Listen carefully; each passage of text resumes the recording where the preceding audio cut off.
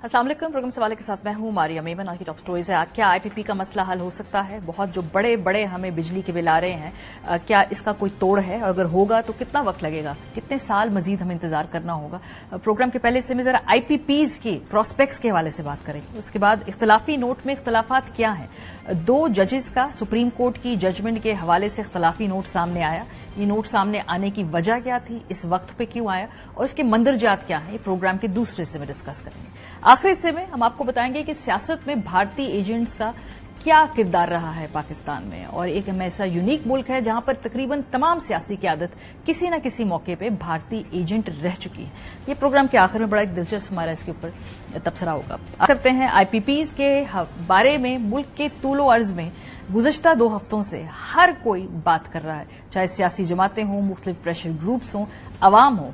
IPPs के हवाले से गुफ्तगू हर जगह हो रही, क्योंकि आपके हमारे हाथ में हमारे जून, जुलाई और अब अगस्त के जो भी बिल आने हैं वो आ चुके हैं और सबके होश उड़ चुके हैं। ये आईपीपीज का मामला क्या, जरा देखिए। सर शाहिद खाकान अब्बासी साहब मौजूद हैं, साबिक वज़ीर आज़म पाकिस्तान।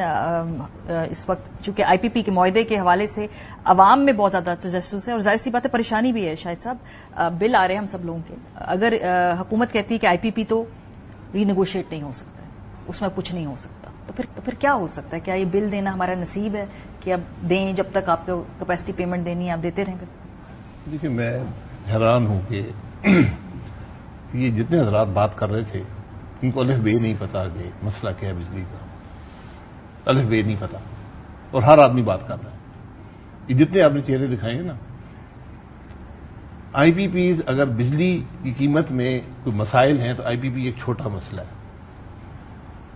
ये सब हजरात आपको ये बताएंगे कि मसला ही आईपीपी है। कितने परसेंट मसला है IPP? Let's break it down. कितने percent IPP is responsible for it? 18 रुपए है ना, 18 रुपए आईपीपीज का आपको पड़ रहा है कैपेसिटी चार्जेस। पूरी दुनिया में ये ऐसे ही होता है कि आप कैपेसिटी लगाते हैं, आप उसकी पेमेंट करते हैं, फिर जब बिजली इस्तेमाल करते हैं तो फ्यूल की पेमेंट करते हैं।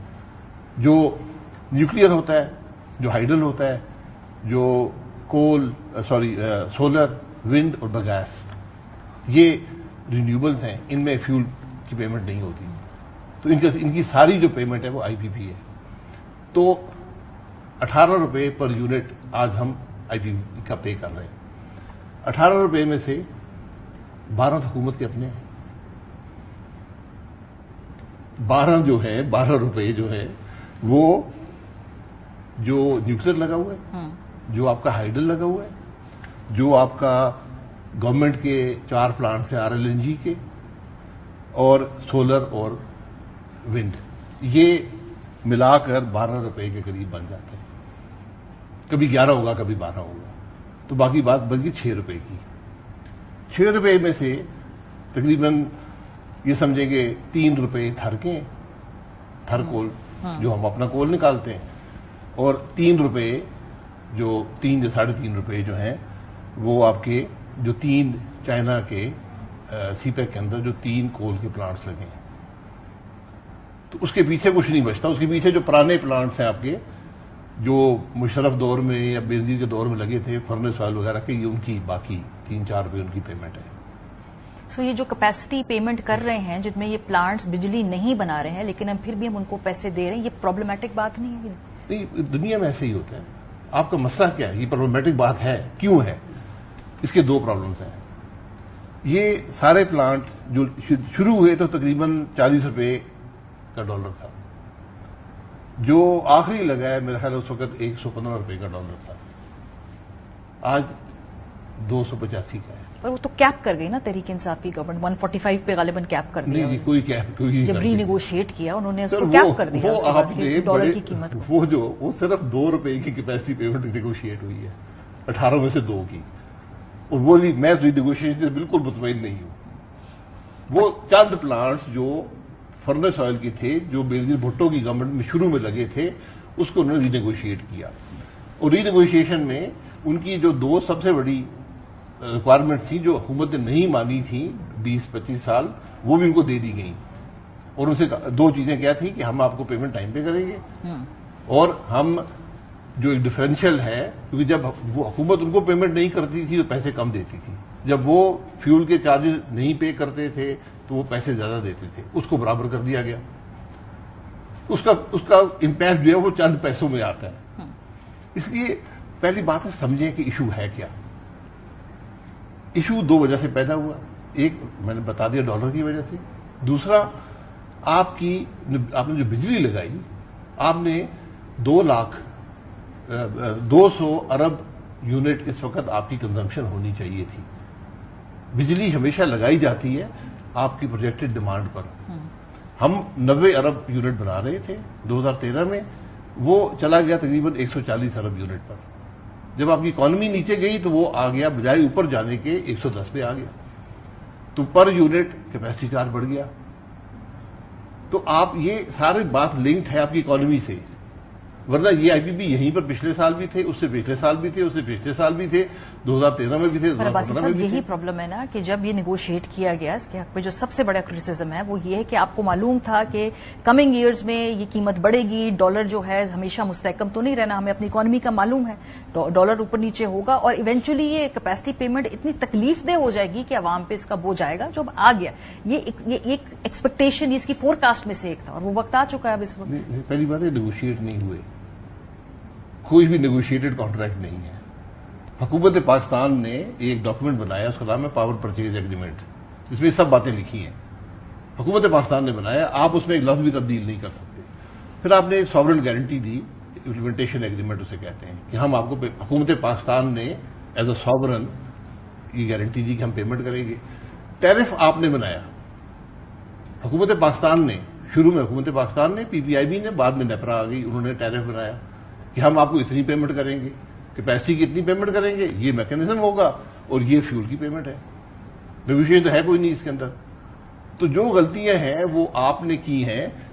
انویسٹمنٹ پاکستان میں اگر انویسٹمنٹ آئے گی تو یہی میتھڈ تک ان کا خیال تھا کہ اسی طرح انویسٹمنٹ آئے گی.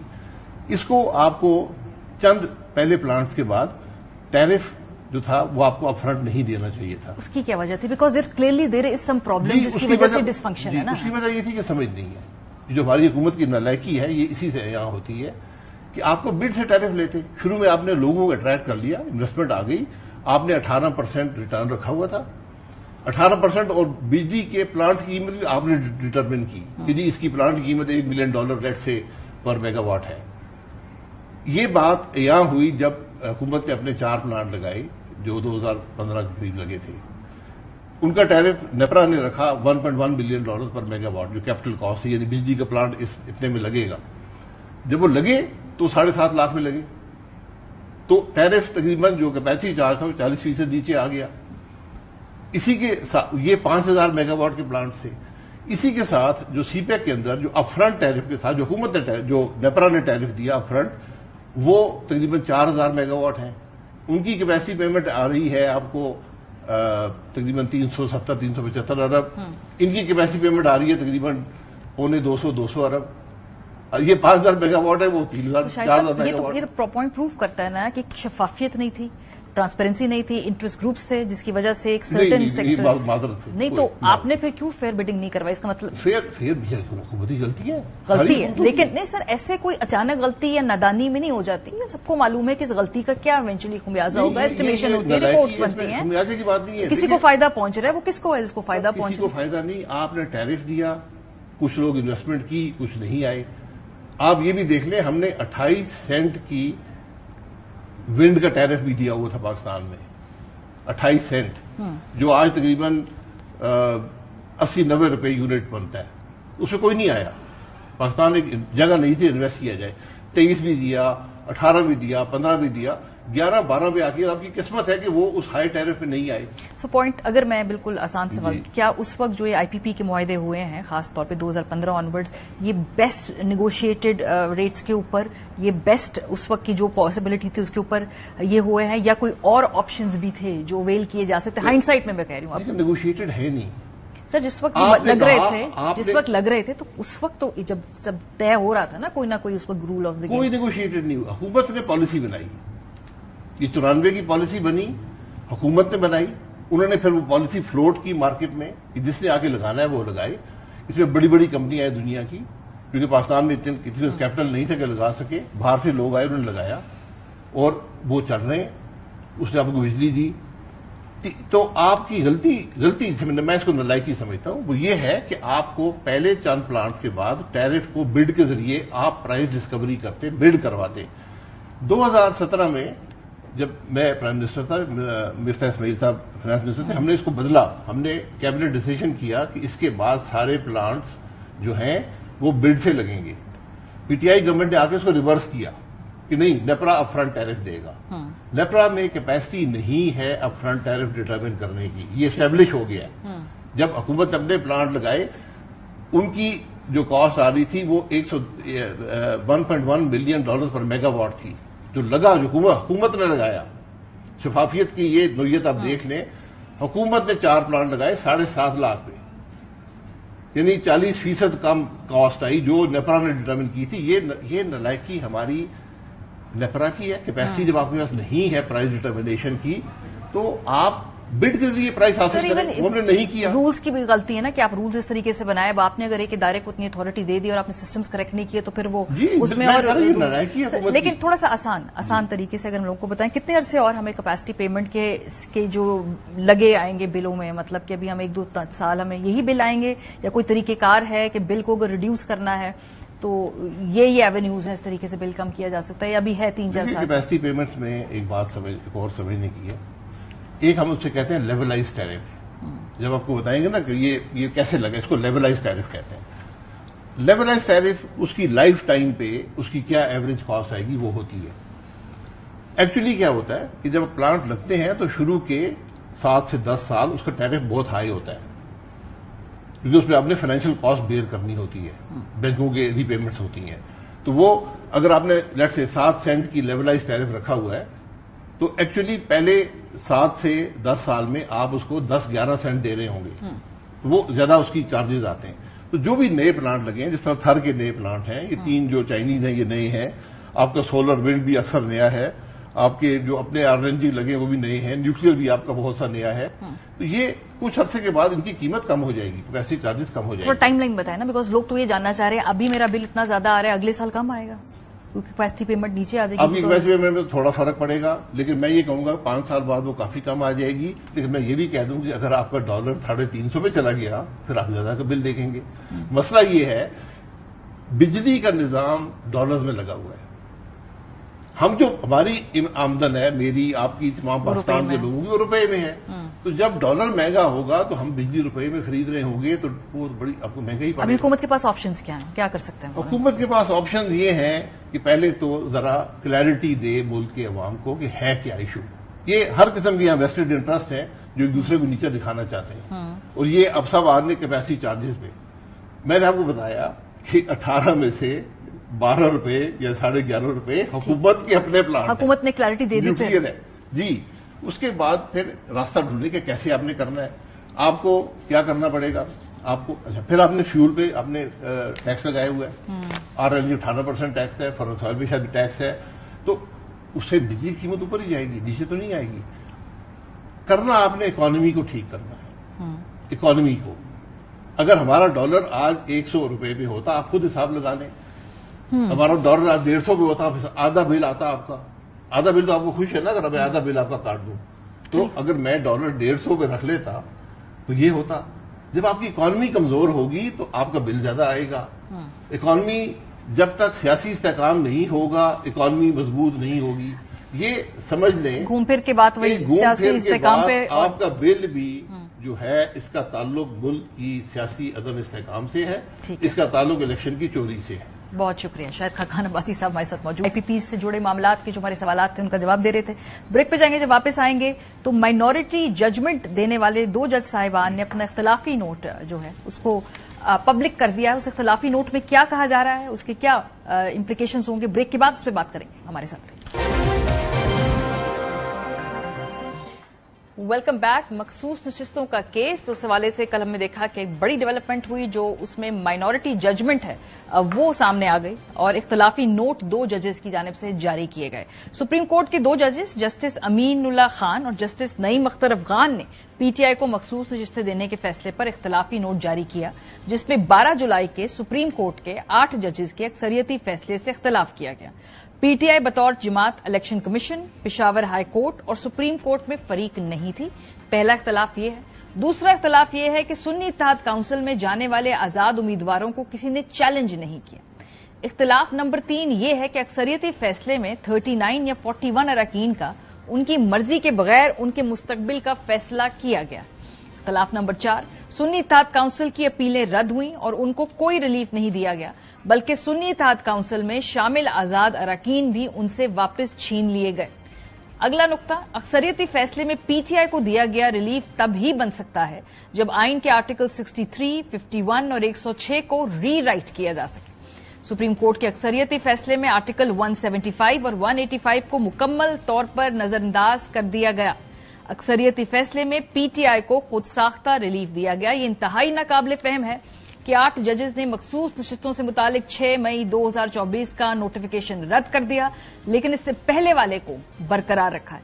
सुप्रीम कोर्ट के फैसले के बाद आर्टिकल 62(1)(f) के तहत 80 मेंबरान कौमी असम्बली अब सादिक और अमीन नहीं है। मखसूस नशिस्तों पर आने वाली दूसरी जमातों के फरीकैन को सुना गया और न ही इनको कोई नोटिस जारी हुए। सुप्रीम कोर्ट के 8 जजेस ने PTI की सूरत में पार्लियामेंट में एक नई जमात का इजाफा कर दिया और ये मामला इस अदालत के सामने नहीं था। ये नाकाबिले फहम है कि अक्सरियत फैसले में PTI के लिए जो रिलीफ फराहम किया गया वो इशू पिशावर हाई कोर्ट के सामने था और न ही इस पर कोई फैसला आया था। प्रोग्राम के हिस्से में राजा मोहसिन निजात साहब, हसनात मलिक साहब हमारे साथ मौजूद हैं। बहुत शुक्रिया आप दोनों हजरात का। अब इस इख्तलाफी नोट के 2 हिस्से हैं। पहला तो कि ये इख्तलाफी नोट सामने आया क्यों? क्या इस वजह से क्योंकि जजमेंट लिखे जाने में और उसको रिलीज किए जाने में इतना वक्त लगा तो ये इख्तलाफी नोट पहले लिख लिया था इसलिए उसको रिलीज कर लिया, या ये कोई इंटरनल मैकेनिक्स है, पॉलिटिक्स है अपनी सुप्रीम कोर्ट की? देखिए, जुडिशियल पॉलिटिक्स तो सुप्रीम कोर्ट में हो रही है, उसको रूल आउट नहीं किया जा सकता। 2 आरा हैं जिन पे जो है वो सारी पॉलिटिक्स हो रही है।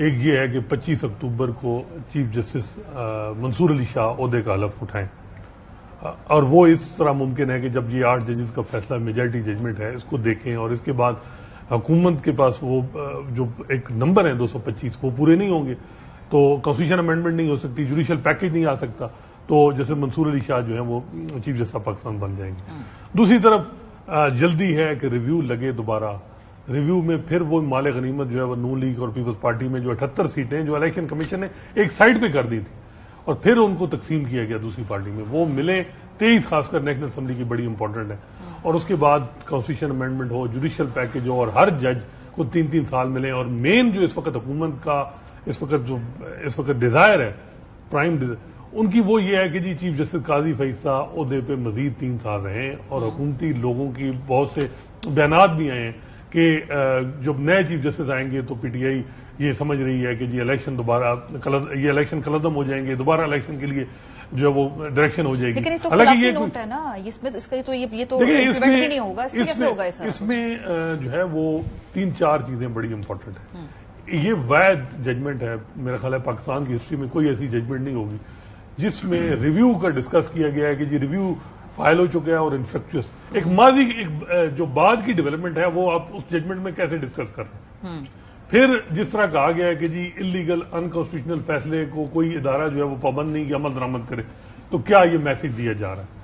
तीसरा जो है PTI के अरकान जो अभी शामिल हुई हैं उनको कहा जा रहा है कि जी आपने जो पहले डिक्लेरेशन दिया आप दोबारा डिक्लेरेशन देंगे तो आप अपनी ओथ की वायलेशन करें, वहां उनको भी डराया जा रहा है कि आप डिस्क्वालिफिकेशन आपकी हो जाएगी। फिर इस तरह की जो लैंग्वेज यूज हुई ताकि मेजॉरिटी जजमेंट जल्दी जारी हो, तो ये लीगली आपकी बात ठीक है कि इसकी कोई नहीं है, लेकिन इस किस्म के जो लैंग्वेज इस्तेमाल खासकर 4 पैराग्राफ जो पैराग्राफ नंबर 10 से 13 के दरमियान उसमें कोशिश ऐसा वो जो बयानिया हुकूमत का है वही बयानिया यही किया गया है कि जी ये PTI को क्यों सीटें, और सारा पर्पज ये है कि सीटें जो है PTI को ना मिले। ठीक है, जो उसके बाद में तारड़ साहब की जो प्रेस कॉन्फ्रेंस देखी मोर और लेस हमें इसमें हमंगी नजर आई, लेकिन ये सारा जो कॉम्प्लिकेशन है ये आसान हो सकती है कि अगर जो डिटेल जजमेंट है उस फैसले की वो आ जाए, क्योंकि ये बड़ी नौयत का फैसला है, सियासी इसने पोलिटिकल तौर पे इस पूरे मुल्क के हालात को अफेक्ट करना है, तो वो फैसला अगर जल्दी आ जाए तो शायद ये कॉम्प्लिकेशन ना हो। देखिए, फैसला हमने देखा सुप्रीम कोर्ट ऑफ पाकिस्तान में जब भी शॉर्ट ऑर्डर सुनाया जाता है तो जो डिटेल्ड रीजंस हैं उसमें काफी टाइम लग जाता है। इस वक्त जो सिचुएशन ये है कि अदालती छुट्टियां चल रही हैं, तमाम जजेस अवेलेबल नहीं हैं, پھر جو اس وقت جوڈیشل پالیٹکس ہو رہی ہے، اب اس کو شاید یہ بھی ایک وجہ ہو سکتی ہے کہ جو ججمنٹ ہے وہ تھوڑی سی ہم دیکھ رہے ہیں کہ ڈیلے ہو رہی ہے. لیکن یہ خاصا حیران کن ہے کہ ابھی ڈیٹیل ریزن جو ججمنٹ ہے، یہ تو اختلافی نوٹ ہے نا. اختلافی نوٹ کو میں ہمیشہ سے یہ سمجھتا ہوں کہ وہ ایک پریس ریلیز ہوتی ہے. اس میں جو ہے وہ اپنی طرف سے اپنا جو بھی ان کے دل میں باتیں ہوتی ہیں اس کا اظہار کرتے ہیں. باقی اس کی قانونی طور پر اس کی کوئی حیثیت نہیں ہے، اس کا فیصلے پر کوئی اثر نہیں ہے. تو یہ ایک پریس ریلیز ہے، وہ اپنا انہوں نے اظہار کیا کہ وہ کیا سوچ رہے ہیں. لیکن کیا ہی اچھا ہوتا کہ اس اختلافی نوٹ میں اگر اب دیکھیں نا، یہ مخصوص نشستوں کا سارا معاملہ یہ شروع ہوا 13 جنوری والے فیصلے سے. نہ 13 جنوری والے فیصلے کا ذکر، نہ جو آپ دیکھیں کہ لیول پلینگ فیلڈ نہیں مل سکی پاکستان تحریک انصاف کو، نہ اس کا ذکر، نہ اس سے متعلقہ جو اور الیکشن سے متعلقہ درخواستیں سپریم کورٹ آف پاکستان میں آتی رہی، نہ اس کا کوئی ذکر کیا گیا. اور یہ آپ نے جو ہے وہ ایک اختلافی نوٹ اس طرح کا جاری کر دیا. بہت ساری چیزیں تھیں جو ایڈریس ہونی چاہیے تھیں. پھر 99% یہی ہوتا ہے کہ پہلے جو میجورٹی ججز ہوتے ہیں جن کا فیصلہ ہوتا ہے وہ اپنا فیصلہ جاری کرتے ہیں تحریری، اس کے بعد اختلافی نوٹ جو ہے وہ سامنے آتے ہیں. اور اس طرح سے بھی کبھی نہیں ہوتا کہ اختلافی نوٹ میں آپ جو میجورٹی ججمنٹ ہیں ڈائریکٹ اس کو نشانہ بنا رہے ہوں، اس کو ٹارگٹ کر رہے ہوں. اس طرح کبھی نہیں ہوتا. اس کے ساتھ ساتھ پھر ہم نے یہ بھی دیکھا کہ اس اختلافی نوٹ میں اکسایا جا رہا ہے ایک قسم کا الیکشن کمیشن اور کچھ اور حکومت کو کہ جی اب ٹھیک ہے، آپ فیصلہ جو ہے وہ مانے نہ مانے. اب یہ تو کوئی بات نہیں ہے کہ جی اب اس کون طے کرے گا کہ سپریم کورٹ کا فیصلہ جو ہے وہ آئین کے مطابق ہے یا نہیں. اس سے پہلے تو سپریم کورٹ ہی تھی جو آئین کی بھی تشریح کرتی تھی، اپنے فیصلوں کی بھی تشریح کرتی تھی، تمام معاملات سپریم کورٹ دیکھتی تھی. اس اختلافی نوٹ میں پہلی دفعہ یہ چیز دیکھی ہے کہ سپریم کورٹ کے 2 ججز کہہ رہے ہیں کہ جی آپ ادارے خود دیکھ لیں کہ فیصلہ جو آئین کے مطابق اگر ہے تو پھر آپ کو کریں. میرا یہی سوال ہے کہ کیا اس اختلافی نوٹ کو جواز بنا کر الیکشن کمیشن آف پاکستان جو باقی نشستیں جو نوٹیفائی نہیں کی، ایک تو ویسے امپلیمنٹیشن نہیں ہو رہا، لیکن اس اختلافی نوٹ کو جواز بنا کے حکومت election commission of Pakistan supreme court کی ججمنٹ کو مکمل طور پہ امپلیمنٹ نہ کرے؟ میڈم دیکھیں، الیکشن کمیشن آف پاکستان کو نہ کسی کی جواز کی ضرورت ہے، نہ کسی آئین کی ضرورت ہے، اور نہ ہی کسی قانون کی ضرورت ہے. پچھلے 3 سالوں میں ہم نے بارہا دیکھا کہ الیکشن کمیشن آف پاکستان نے آئین پر بھی عمل نہیں کیا، اور ہم نے دیکھا کہ الیکشن کمیشن نے سپریم کورٹ کے فیصلے پر بھی عمل نہیں کیا. الیکشن کمیشن اگر یہ اس فیصلے پر بھی عمل نہیں کرے گا تو کم از کم مجھے تو کوئی اس میں جو ہے وہ میں سرپرائز نہیں ہوں گا، کیونکہ میں نے یہ الیکشنز کیس میں دیکھا. پھر اختلافی نوٹ آپ دیکھیں کہ اس دفعہ تو اس کی لینگویج کچھ بہت عجیب سی ہے. عام طور پہ اختلافی نوٹ بھی آئے، سپریم کورٹ کے فیصلوں پر عمل درآمد روکنے سے متعلق بھی آئے، آئین پر عمل درآمد روکنے سے متعلق بھی آئے. میں حوالہ دے رہا ہوں مشہور زمانہ 90 روز میں انتخابات کیس کا، اس میں بھی یہی ہوا کہ اختلافی نوٹ آئے اور اس کے بعد آرٹیکل 224 سب کلاس 2 کے 90 دن میں انتخابات ہونے چاہیے ملک میں جب اسمبلیاں ڈیزالو ہوں، تو وہ نہیں ہوئے تھے. سپریم کورٹ کا فیصلہ آیا، اس پر بھی عمل نہیں ہوا تھا. اس میں بھی جو وجہ بنی تھی وہ اختلافی نوٹ بنے تھے. ایک عجیب ڈیبیٹ شروع ہو گئی. کسی نے یہ نہیں کہا، دیکھیں آپ ٹیکنیکل ریزنز کے پیچھے چھپ کے یہ کہا کہ مطلب قانونی بات یا دانش مندی ہے کہ آپ ٹیکنیکل ریزنز کے پیچھے چھپ کے آپ آئین پر عمل درآمد روک دیں، آپ سپریم کورٹ کے فیصلے پر عمل درآمد روک دیں. اس میں کچھ نکات ہیں جو آپ ٹیکنیکل بات کریں نا، اس میں ٹیکنیکل نکات ہے. فار ایگزامپل جس میں انہوں نے کہا جی کہ جو سنی اتحاد کونسل کے اراکین اس سے آپ نے چھین لی، تحریک انصاف تو گئی نہیں تھی عدالت کے اندر، آپ نے ایک پارٹی پارلیمنٹ کے اندر علیحدہ سے کریٹ کر دی، اور اس کے لیے آپ کو آئین کو ری رائٹ کرنا پڑے گا. باقاعدہ انہوں نے شکیں یہاں پہ کوٹ کی ہیں کہ کس کس شک کو ری رائٹ کرنا پڑے گا. تو یہ ٹیکنیکلی تو اس فیصلے کے اندر یہ گنجائش ہے تنقید کی نہیں؟ انٹرسٹنگ بات ہے کہ 13 میں سے 11 ججز نے کہا کہ پی ٹی آئی جو ہے وہ پارلیمانی پارٹی ہے اور ان کو مخصوص نشستیں ملنی چاہیے، لیکن ٹارگٹ ان 2 ججز نے صرف میجارٹی ججمنٹ کو کی ہے. جسٹس قاضی فیصل اور جسٹس جمال نے بھی کہا. فرق صرف یہ ہے کہ وہ الیکشن کمیشن کو معاملہ بھیج رہے ہیں کہ وہ دیکھیں کہ کون کون سے جو اراکین تھے جن کی پی ٹی آئی سے افیلیشن تھی اور جو سنی اتحاد کونسل میں آزاد اراکین شامل ہو گئے یعنی 41، وہ پھر واپس نہیں آ سکتے. یہ صرف تھوڑا سا فرق کہ اگر جمال صاحب کا نوٹ اس کی وہ میجارٹی ہوتا تو صرف 8 یا 10 سیٹیں مخصوص ملتی پی ٹی آئی کو، اور اب 23 مل رہی ہیں. تو یہ تو پھر 11 ججز کو کرٹیسائز کیا جا رہا ہے. میرا خیال ہے کہ یہ بات جو سپریم کورٹ میں جیسے محسن بتا رہے تھے کہ جنوری 13 کے فیصلہ جب سپریم کورٹ خود کہہ رہی ہے کہ اس کی انٹرپریٹیشن الیکشن کمیشن نے ٹھیک نہیں کی، اس کی وجہ سے یہ سارا مسئلہ بنا. اس کو ڈسکس کیے بغیر آپ کیسے مسئلہ حل کر سکتے ہیں؟ اور آرٹیکل 17 یہ کوئی سول ججز تو نہیں ہے सुप्रीम कोर्ट एपेक्स कोर्ट है। यहां अगर आप लोगों का people mandate right to vote protect नहीं होगा तो फिर कहां होगा? ये जो चीज है कि इसको कॉन्स्टिट्यूशनल लेंस से चीजों को देखने की जरूरत है, और जो मेरा ख्याल है कि मेजॉरिटी जजेस देख रहे हैं। इसमें जो इश्यू है ना कि इशू ये था कि जो हमारे सामने मामला लेके आया जाएगा हम वही देखेंगे। मामला है सुन्नी इत्तेहाद काउंसिल की नशिस्तों का। ये वहां पे एक बड़ी डिबेट थी। सुन्नी इत्तेहाद काउंसिल के जो अरकान थे वो आपने ले लिए वापस। तहरीक इंसाफ जो कि गई नहीं थी अभी उनके सामने रिलीफ लेने, उनकी एक अलहदा जमात पार्लिमानी आपने खड़ी कर दी। इसके ऊपर जो सबसे बड़ा टेक्निकल एतराज है इस जजमेंट के वो ये है। देखिए मैडम, बात यह है कि जिस तरह अब सुप्रीम कोर्ट ऑफ पाकिस्तान अब खुद कह रही है कि हमारे फैसले की ये सारा मामला शुरू ही 13 जनवरी के फैसले से होता है ना, इसलिए हमने देखा कि हेयरिंग के दौरान भी बात बार बार उस 13 जनवरी के फैसले पर जाती थी, और चीफ साहब जो है वो इसको पसंद भी नहीं थे करते जब बार बार वो बल्ले के निशान वाले फैसले का जिक्र होता था। अब सुप्रीम कोर्ट कहती है कि हमारे फैसले की तशरीह ठीक नहीं हुई। इलेक्शन कमीशन ऑफ पाकिस्तान कहता है कि हमने तशरीह, उन्होंने प्रेस रिलीज निकाली कि हमने क्या गलत तशरीह की, हमने ठीक तशरीह की है। अब बताएं सुप्रीम कोर्ट ठीक कह रही है या इलेक्शन कमीशन ऑफ पाकिस्तान ठीक कह रहा है? ये अब इंटरप्रिटेशन का मामला पहले ये तो तय करें। चलिए बस सुप्रीम कोर्ट कहता है कि गलत तशरीह हो गई है, बताएं कैसे गलत तशरीह हुई। जब आपने एक पॉलिटिकल पार्टी को कह दिया कि जी आपके इंतखाबात कानूनी तौर पर नहीं थे या जो दिए गए कवायद हैं उसके मुताबिक नहीं थे, तो उसके बाद फिर आपको पता है कि उसके नताइज क्या होते हैं। उसके नताइज में यही होता है कि आपसे इंतखाबी निशान ले लिया जाएगा। ये बड़ा वाज़ेह तौर पे लिखा हुआ है। पाकिस्तान की हर सियासी जमात को, इंक्लूडिंग मौजूदा हुक्मरान जमात मुस्लिम लीग नून, इनको ये नोटिस बारहा जाते रहते हैं, क्योंकि ये पॉलिटिकल पार्टीज ये वक्त पे इलेक्शंस नहीं करवाती, तो इन्हें नोटिस जाते हैं कि करवा लें इलेक्शन, नहीं तो आपका सिंबल जो है वो ले लिया जाएगा। तो क्या सुप्रीम कोर्ट को नहीं था पता कि अगर हम इस इलेक्शन को गैर कानूनी करेंगे तो उसके बाद इनसे सिंबल ले लिया जाएगा? अच्छा, हमने ये भी देखा कि ये तशरीह सही नहीं हुई। इतना बड़ा मामला, मुल्क का इलेक्शन 8 फरवरी, उस पर सवालात उठ गए।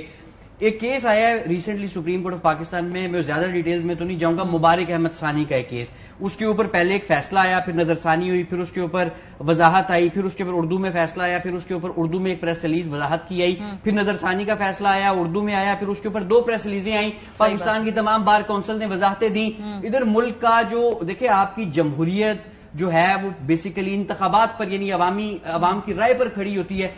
इतना बड़ा मामला हो गया, एक पॉलिटिकल पार्टी को आपने इलेक्शन से बाहर कर दिया, उस पे एक केस में वजाहत नहीं आई, तो वहां पे क्यों नहीं वजाहत आ गई? तो वहां पर भी वजाहत आ जाती। तो आखिरी सवाल, आप दोनों में से किसी को मालूम है कि जो मेजोरिटी जजमेंट है क्या उसके जल्द आने के इम्कानात हैं? कोई सुनगुन है कि वो आ रही है किसी? देखिए, इलेक्शन कमीशन ने एक दरखास्त दी कि हमें गाइड करें, उसका जवाब नहीं मिला, और बाजार ये लग रहा है कि वो डिटेल जजमेंट में ही जवाब मिलेगा, उसमें वो सारी चीजें हो जाएंगी क्लियर। और एनी आइडिया? बेसिकली प्रॉब्लम यह है कि हुकूमत का मसला हल नहीं होना कि इलेक्शन कमीशन अगर अमल दरामद रोक भी थे, हुकूमत का मसला यह है कि वो सीटें वापस आए और कॉन्स्टिट्यूशन अमेंडमेंट हो। अच्छा, हुकूमत वाले लोगों से हम जब बातचीत करते हैं ना, उनको पता है नशिस्तें उन्हें नहीं मिलनी, वो कहते हैं कि हमें नहीं मिलनी, इन्हें भी ना मिलनी, वो ये कि ना खेलेंगे ना खेलने देंगे। वो मेरा ख्याल है कि 12 जुलाई की जजमेंट से हुकूमत चल रही है। मसला सिर्फ आ रहा है कॉन्स्टिट्यूशन अमेंडमेंट, जुडिशियल पैकेज और 3 साल की जो हर जज को एक्सटेंशन और जो उनकी निजाम की गारंटी, वो खतरे में है, अदरवाइज कोई मसला नहीं। ठीक है, कुछ मैडम देखें, इशू ये है कि इस वक्त सुप्रीम कोर्ट ऑफ पाकिस्तान में ये जो पूरा मामला ना, पहले ये नशिस्तें पीडीएम के पास थी ना, आपने उनसे लेकर फैसला कर दिया कि ये पीटीआई को दे दें। अगर लेट से रिव्यू में कल फिर ये उठा के अगर देखेंगे कि कोई एरर है जजमेंट में, तो उठा के वापस पीडीएम को दे देंगे। समझ ये बात नहीं आ रही कि इतनी जल्दी क्या है इसमें कि रिव्यू लगाओ ही लगाओ, इससे अलावा बड़े रिव्यू सुप्रीम कोर्ट में मेरा ख्याल है हसनात साहब ने जिस तरफ इशारा किया वही वजह है। अब रहेंगे, जब वापस आएंगे तो पाकिस्तान एक बड़ा यूनिक मुल्क है जी। यहाँ पे जितनी भी इलेक्टेड पॉलिटिकल लीडरशिप है वो कभी ना कभी भारतीय एजेंट रह चुकी है। आप इसमें हैरान होंगे, लेकिन मैं आपको ब्रेक के बाद बताऊंगी कि कैसे पाकिस्तान की मेन स्ट्रीम पॉलिटिकल लीडरशिप भारतीय एजेंट रह चुकी है। हमारे साथ रहिए। Welcome back. पाकिस्तान तहरीक इंसाफ के सेक्रेटरी इत्तलात रऊफ हसन साहब इस वक्त जेर अताब हैं। इसके अलावा वो पाबंदी सलासल भी। उनके ऊपर जो केस बनाया गया वो बड़ा मजे का खेज सा है। उस केस की तफसीलात कुछ यूं हैं कि एफआईए प्रोसिक्यूटर ने अदालत के सामने मुख्तलिफ ट्वीट्स के ट्रांसक्रिप्ट पढ़े और कहा कि रऊफ हसन साहब भारत से बात करके बयानियां बनाते हैं, खूनी इनकलाब और मुख्तलिफ फिरका वारियत वाला बयानियां बनाया गया। एफआईए प्रोसिक्यूटर ने अदालत को मजीद बताया कि राहुल रॉय भारतीय एजेंसी रॉ का फ्रंटमैन है और वो उनसे राब्ते में रहा है। उनकी डिजिटल टीम में पाकिस्तानी, इंडियन और दीगर गैर मुल्की शामिल हैं। इन इल्जामात के बावजूद इस्लामाबाद की डिस्ट्रिक्ट एंड सेशन कोर्ट ने रऊफ हसन को इस केस में जमानत दी। दो वो एक और केस के अंदर पाबंदे सलासल हैं। क्या पाकिस्तान की हिस्ट्री में पहली मरतबा हो रहा है कि हम पॉलिटिकल लीडरशिप के भारत के साथ रवाबित की बात कर रहे हैं? पाकिस्तान एक ऐसा खुशकिस्मत मुल्क है जहां पे तमाम सियासी क़यादत किसी न किसी वक्त पे भारतीय एजेंट करार पाई दे चुकी। फॉर एग्जाम्पल 1965 से शुरू करते हैं। अयूब खान साहब ने 1965 के सदारती इंतखाबात में फातिमा जिन्ना साहिबा पर उस वक्त भारतीय एजेंट होने का इल्जाम लगाया था। सो उन्होंने जो है हमने देखा कि इस मुल्क में जिन्ना साहब की बहन को भी भारतीय एजेंट करार दिया गया। आगे बढ़ते हैं। अयूब खान साहब की हुकूमत ने 1968 में शेख मुजीब के ऊपर, जो उस वक्त की बड़ी पॉपुलर लीडर थे, और फिर हमने देखा, मुझे ज्यादा डिटेल में जाने की जरूरत नहीं है कि कितने पॉपुलर थे शेख मुजीब, उन पर भी उस वक्त भारतीय एजेंट होने का इल्जाम लगाया था।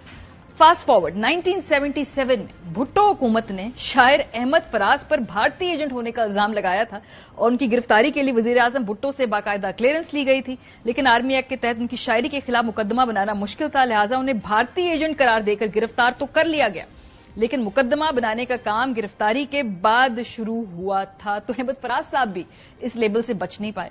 नवाज शरीफ साहब की हुकूमत ने फिर 1988 में बेनजीर भुट्टो साहिबा को सिक्योरिटी रिस्क करार दिया और बीबी खुद कहती थी कि जब मैं भारत के साथ ताल्लुकात करना बेहतर करना चाहती हूं तो मुझे सिक्योरिटी रिस्क करार दे दिया जाता है। उस वक्त नवाज शरीफ साहब प्राइम मिनिस्टर साहब हुकूमत में थे। 1992 5 जुलाई, बहुत सारे लोगों को याद होगा, जिनको याद नहीं उनको दोबारा बताएं। एमक्यूएम पर जिनापुर यानी भारत के साथ साजबाज करके एक जिनापुर और साजिश की जिम्मेदारी का इल्जाम लगाया गया था और कहा गया था कि जी भारतीय हुकूमत से वो मदद ले रहे हैं और उनको माली मदद भी वहां से मिलती है। तो एमक्यूएम भी भारतीय एजेंट करार दी जा चुकी है माजी के अंदर। बलोचों पर तो भारतीय एजेंट होने के इल्जामात लगते ही रहते हैं इस मुल्क के अंदर। जब भी वो कोई एहतजाज करते हैं तो सबसे पहला इल्जाम तो उन पर यही लगाया जाता है। आगे चलते हैं जी। फिर वक्त का पहिया बदलता है। आज के लोग जब किसी पे इल्जामात लगाते हैं तो फिर आगे फ्यूचर में जाकर वही इल्जामात पलट के उनकी तरफ आते हैं। फिर हमने देखा कि नवाज शरीफ साहब पे वो तमाम इल्जामात लगे जो वो बेनजीर भुट्टो साहिबा पर लगाए जाते थे और बाकायदा खबरें शाया हुई कि नवाज शरीफ की मिलों से रॉ के एजेंट निकल रहे हैं और जो भारत से जो लोग हैं उनको बुलाया जा रहा है और वो पता नहीं किस तरह वीजे लेके आ रहे हैं। और उस वक्त बिलावल भुट्टो जरदारी साहब बड़े ज़ौक़ व शौक से इस इल्जाम को दोहराया जाते थे। ऑफकोर्स एक अब्सर्ड इल्जाम था, इसमें कोई सच्चाई नहीं थी, लेकिन सियासी माइलेज हासिल करने के लिए नवाज शरीफ साहब को उस वक्त इंडियन एजेंट करार दिया गया था। महमूद अचकजई साहब पर रॉ के साथ ताल्लुकात के बेशुमार लगे होते हैं इल्जामात। अभी देख लीजिए कि इस वक्त वो इमरान खान साहब के भी करीब हैं, तमाम मेन स्ट्रीम क़यादत के करीब हैं। अगर आगे कोई जाकर किसी तरह के डायलॉग होना है तो अचकजई साहब का उसमें मेन किरदार होगा। लेकिन माजी में कई मरतबा मुख्तलिफ पोलिटिकल लीडरशिप की जानिब से अचकजई साहब को भी भारतीय एजेंट यानी कि रॉ का एजेंट करार दिया गया। फिर बिलावल भुट्टो साहब को भी किसी न किसी मौके के ऊपर एक भारतीय एजेंट करार दिया गया। ये शेख रशीद साहब के उस वक्त जिम्मेदारी लगी थी कि वो तय करें और वो अनाउंस करें जाकर कौन एजेंट है कौन एजेंट नहीं है। और अब हमने देखा कि नवाज शरीफ साहब के बाद इमरान खान साहब की बारी है। Peoples Party again Sharjeel Memon साहब उनको भारत और इसराइल का एजेंट करार देते हैं। तो पाकिस्तान एक बहुत ही जरखेज मुल्क है जी। हम सब हैं तो पाकिस्तानी, लेकिन यहाँ पर जितनी भी पॉलिटिकल लीडरशिप है जो पॉपुलर वोट से आती है, लोगों के अंदर उनकी जड़ें हैं, लेकिन होते वो भारतीय एजेंट है। ये बड़ा कमाल मुल्क है। प्रोग्राम का वक्त खत्म हो गया। अपना फीडबैक देना मत भूलिएगा। ख्याल रखिए। खुदा हाफिज।